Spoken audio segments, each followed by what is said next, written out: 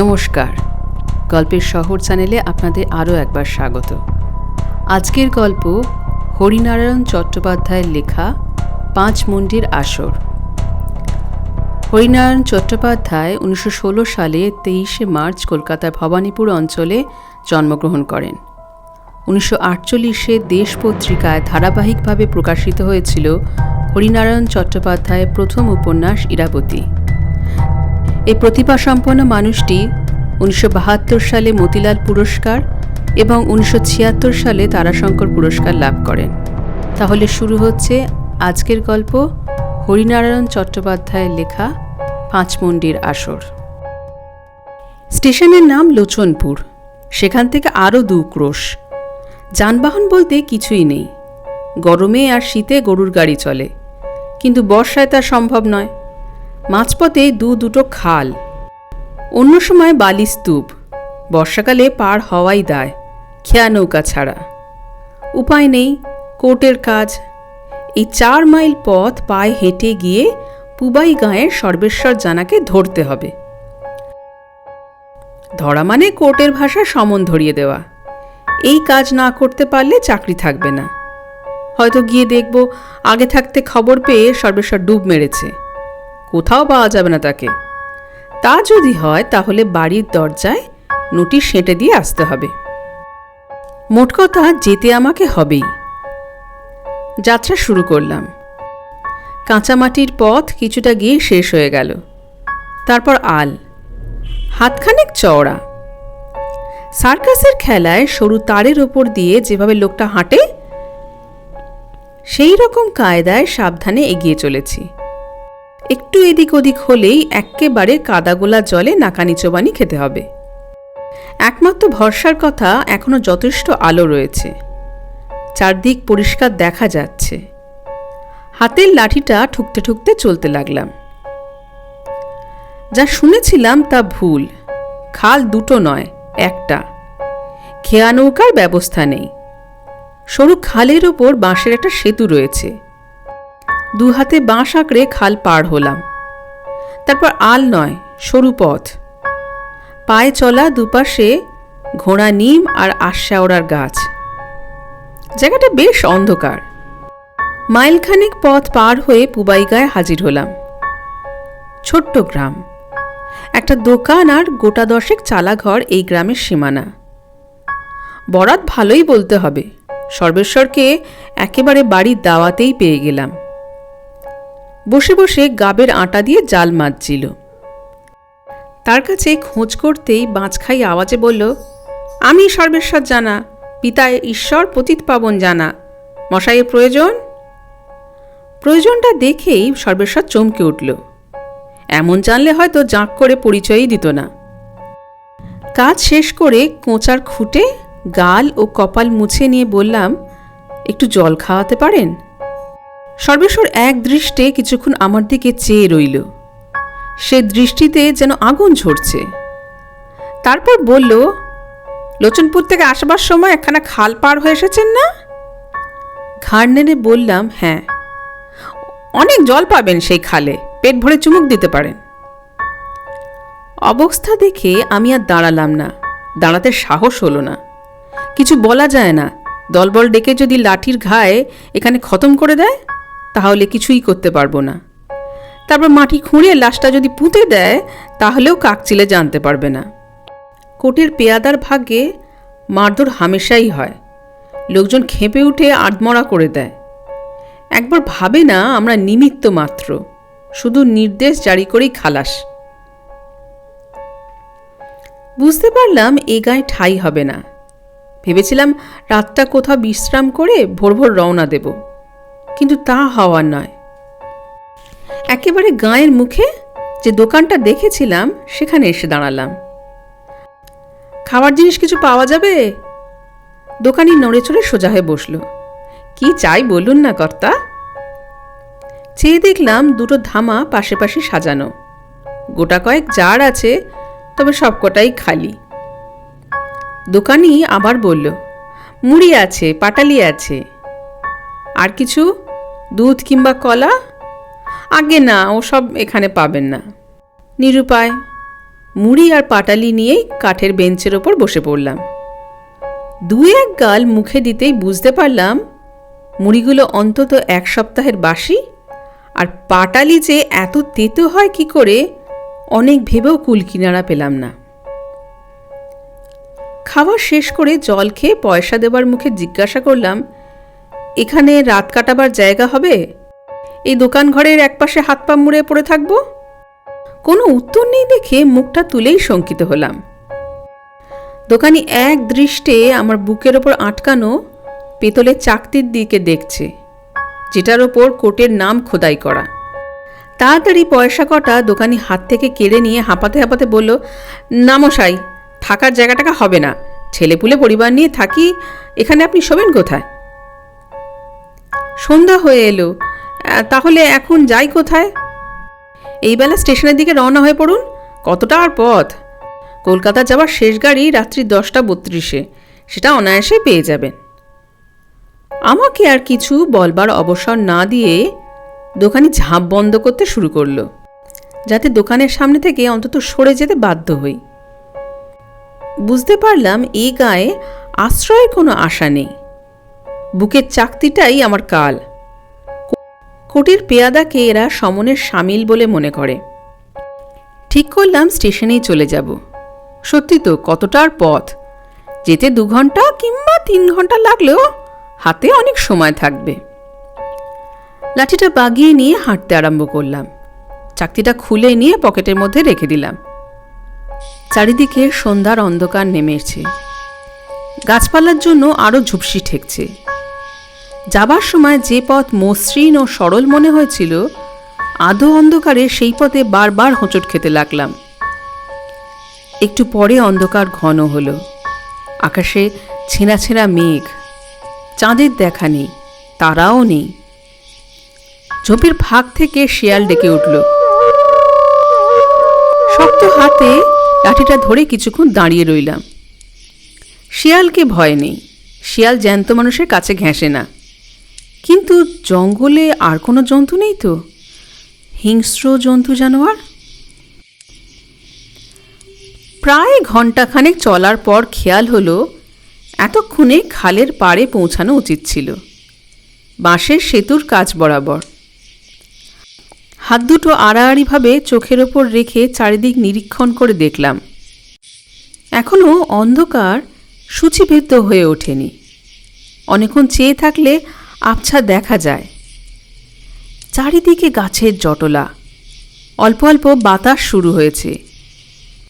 সেই বাতাসে গাছের পাতাগুলো শিরশির করে কাঁপছে। আর কোনো সন্দেহ নেই যে নিশ্চয়ই পথ হারিয়েছি। সম্ভবত জঙ্গলের মধ্যে একাধিক পায়ে চলা পথ আছে।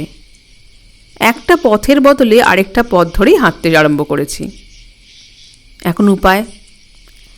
লাঠিটা ঠুকে চিৎকার করলাম, কে আছো? আমি পথ হারিয়ে ফেলেছি, আমাকে সাহায্য করো। 1 বার 2 বার 3 বার। চিৎকারে কোনো ফল হলো না। শুধু গাছের ডালে বিশ্রামরত কাকের দল কাকার শব্দ করে ছটপট করতে করতে উড়ে গেল। কিন্তু এইভাবে দাঁড়িয়ে থাকলে সমস্যার সমাধান হবে না। যে কোনো রকমেই হোক এই জঙ্গল থেকে বেরিয়ে পড়তেই হবে, নইলে রাত বাড়বে। জায়গাটা মোটেই নিরাপদ নয়। সোজা রাস্তা ধরে এগোতে লাগলাম। গাছপালার যেন আর শেষ নেই। যতই এগোই জঙ্গল যেন ততই দুর্ভেদ্য বলে মনে হয়। পায়ের পাশ দিয়ে সরসর করে সরীসৃপ গতিতে যেসব প্রাণী চলাফেরা করছে, তাদের কথা ভেবে গলা শুকিয়ে কাঠ হয়ে গেল। বেশ কিছুক্ষণ চলার পর মনে হলো জঙ্গল যেন একটু ফিকে হয়ে এলো। চারিদিকে বিস্তীর্ণ জলাভূমি। অন্ধকারে জোড়া জোড়া জ্বলন্ত চোখ ঘোরাফেরা করছে। বুঝলাম সে চোখের মালিক শিয়ালের দল। জঙ্গল পার হয়ে সে মনে একটু সাহস হলো। ভালো করে চেয়ে চেয়ে দেখলাম কোথাও যদি আলোর বিন্দু চোখে পড়ে। গ্রামের নিশানা। হঠাৎ পেছন থেকে বিকট শব্দ এলো, বলো হরি, হরি বল। সে শব্দে বুকের রক্ত যেন হিম হয়ে গেল। তবু এই ভেবে মনে আশ্বাস পেলাম নির্জন প্রান্তরে আমি একলা নই, আরও লোক আছে। এদের জিজ্ঞাসা করলেই পথের নির্দেশ পাওয়া যাবে। হরিধ্বনি আরও কাছে আসতেই আমি পথ ছেড়ে সরে দাঁড়ালাম। সেটাই নিয়ম। অনন্ত পথের যাত্রীকে পথ দেওয়া উচিত। লাঠিতে ভর দিয়ে একপাশে দাঁড়িয়ে রইলাম। অন্ধকারে জ্বলন্ত একটা মশাল এগিয়ে আসছে। একটু পরে শববাহীরা সামনে এলো। শুধু 4 জন খাটিয়া বয়ে নিয়ে চলেছে। সামনে ডান দিকের লোকটার হাতে মশাল, আর কোনো লোক নেই। শুনুন, কাতর কণ্ঠে অনুরোধ করলাম। বাহকরা থামল না, শুধু চলার গতি একটু মৃদু করল, আর 4 জনেই আমার দিকে দৃষ্টি ফেরালো।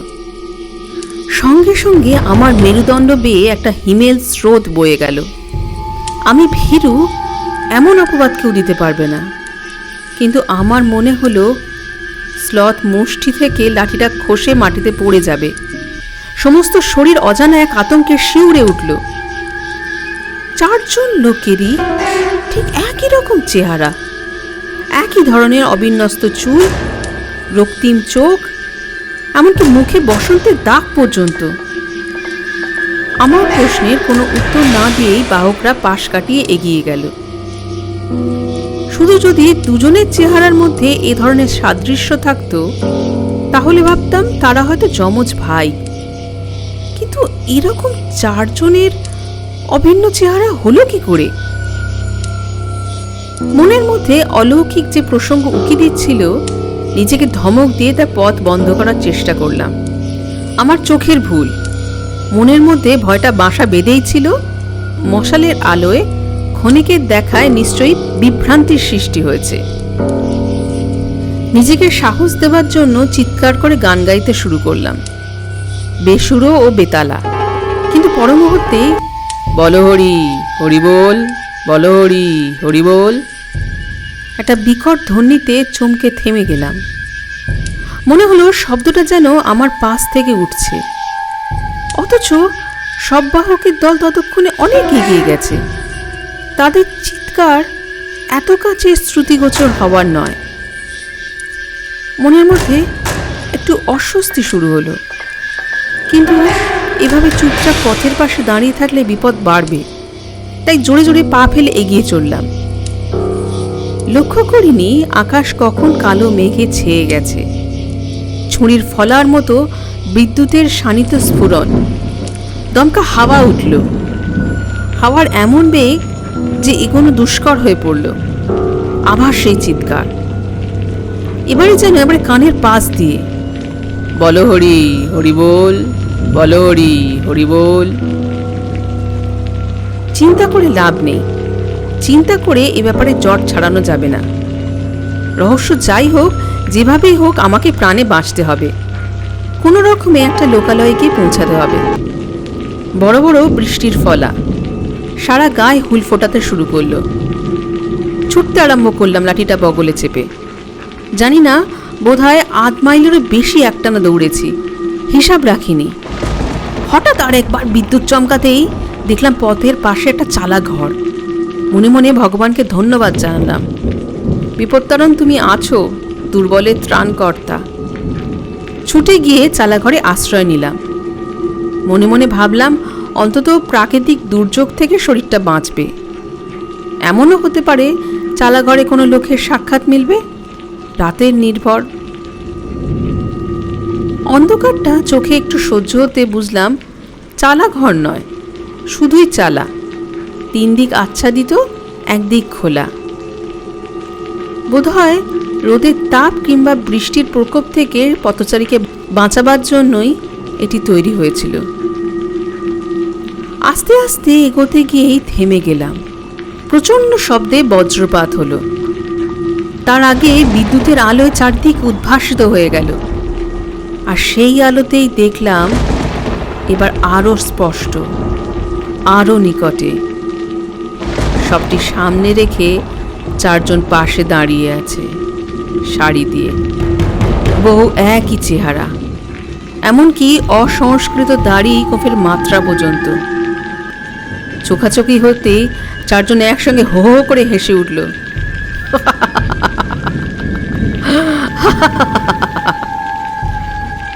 অন্ধকারকে যেন কুক্ষিগত করার উল্লাসে লাঠিটা বজ্র মুষ্টিতে ধরে পাষাণ মূর্তির মতো দাঁড়িয়ে রইলাম। নিঃসন্দেহ হলাম এ হাসি স্বাভাবিক নয়। রক্ত মাংসের কোনো লোক এভাবে হাসতে পারে না। অশরীরী আত্মার বীভৎস হাসি। আমাকে আবার আতঙ্কিত করে একজন খনখনে গলায় বলল, আপনি একটু মৃতদেহের কাছে থাকুন, আমরা কাঠের ব্যবস্থা করে আসি। কোনো রকমের নিঃশ্বাস রোধ করে বললাম, আপনারা সবাই যাবেন? আবার সেই রক্ত জল করা হাসি। আমরা যেখানেই যাই একসঙ্গে যাই। যাবার আগে লোকগুলো মশালটা জ্বালিয়ে দিয়ে গেল। বৃষ্টি থেমে গেছে, মাঝে মাঝে শুধু মেঘের গর্জন আর বিদ্যুতের চমক। আর চোখে চেয়ে দেখলাম সাদা কাপড়ের সবের আগাগোড়া ঢাকা। মশালের আলোয় সবকিছু পরিষ্কার দেখা যাচ্ছে। আচমকা দমকা হাওয়ায় সবের আবরণ সরে গেল। আমি একবার সেদিকে দেখেই চিৎকার করে উঠলাম। একেবারে এক মুখ, গোঁফ, দাড়ি, চুল, গড়ন, কোথাও কোনো প্রভেদ নেই, এমনকি বসন্তের দাগ পর্যন্ত। দু হাতে চোখ দুটো রোগড়ে নিলাম। এও কি সম্ভব? সব আর চারজন বাহকের আকৃতিতে কোনো তফাৎ নেই। বুকের মধ্যে স্পন্দন দ্রুততর হলো। লাঠিটা আঁকড়ে ধরার শক্তিও যেন ক্রমশ লোপ পেয়ে যাচ্ছে। তারপর যা ঘটল তা অবর্ণনীয়। সব চোখ খুলল, রক্তিম দুটো চোখ। প্রথমে ঠোঁট দুটো কেঁপে উঠল, তারপর ক্ষণক্ষণে গলার স্বর ভেসে উঠল। একটু উঠে বসার মতো করে বলল, ঠিকই ভেবেছ, আমরা 5 জন একই লোক, কোনো তফাৎ নেই। বসন্ত রোগে মারা গিয়েছিলাম বলে প্রতিবেশীরা কেউ ভয় পোড়াতে এলো না। দেহের সদ্গতি হবে না, তাই নিজের দেহ থেকে 4 জন বাহক সৃষ্টি করলাম। তারাই বয়ে নিয়ে এলো শ্মশানে। কেমন বুদ্ধি বার করলাম বলো তো? তারপর আমার আর কিছু মনে নেই। যখন জ্ঞান হলো, দেখলাম পথের এক পাশে কর্দমাক্ত দেহে পড়ে আছি। পরনের পোশাক ছিন্ন ভিন্ন। জেলেরা আমার মুখে চোখে জল দিচ্ছে, বাতাস করছে। একটু সুস্থ বোধ করে উঠে বসলাম। চারদিক চেয়ে চেয়ে দেখলাম। চালাঘর আছে, কিন্তু শূন্য। রাতের বিভীষিকা কোথাও নেই। আস্তে আস্তে বললাম, লোচনপুর স্টেশন এখান থেকে কত দূর? লোচনপুর এখান থেকে পাক্কা 10 মাইল, একেবারে উল্টো দিকে। এই জায়গার নাম কি? এটাকে বলে 5 মুন্ডির আসর। 5 মুন্ডির আসর? চমকে উঠলাম। হ্যাঁ গো কর্তা, এরকম 5 জন তেনাদের দেখা যায়। পথ ভুলিয়ে লোককে এখানে নিয়ে আসে, তারপর সাবার করে দেয়। তুমি বামুন বলে বোধহয় বেঁচে গেছো। ছেঁড়া পরিচ্ছদের ফাঁক দিয়ে পৈতেটা দেখা যাচ্ছিল। এ কাহিনী অনেককেই বলেছি, কেউ বিশ্বাস করেছে, কেউ করেনি। কিন্তু যারা বিশ্বাস করেনি তারা রাতের বেলায় পুবাই গা থেকে পশ্চিমমুখ রাস্তা ধরে 5 মুন্ডির আসরের দিকে কেউ আসতেও রাজি হয়নি। আমাকে যদি কেউ 1 থলি আকবরী মোহর দেয়, তবুও ও পথে আমি আর জীবনে যাব না।